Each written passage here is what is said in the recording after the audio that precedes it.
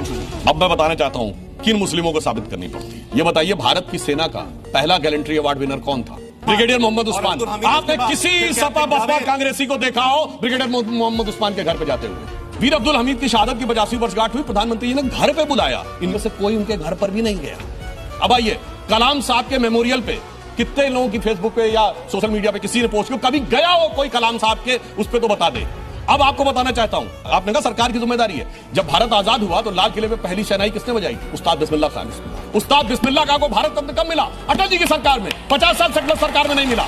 उस डॉक्टर कलाम का नमाजे जनाजा और याकूब मेनन का नमाजे जनाजा एक ही दिन हुआ था। कितने लोग गए थे वहां कलाम के नमाजे जनाजा में? 2007 का साल, कलाम साहब का टर्म खत्म हो रहा था।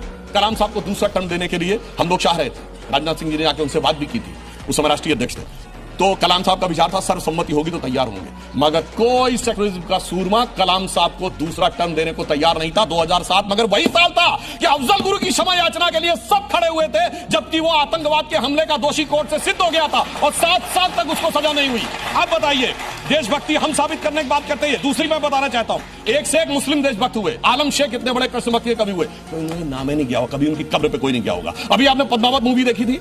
पद्मावत लिखने वाला कौन था? मलिक मोहम्मद जायसी, एक मुस्लिम था जिसने अलाउद्दीन खिलजी को विलन दिखाया और यह बताया राणा रतन सिंह की तारीफ की। मलिक मोहम्मद जायसी कब्र पे कभी कोई गया हो? और आपको पता वो कहां के थे? रायबरेली के रहने वाले थे। ये चिरयुआ भी कभी नहीं उनके यहां पे गए।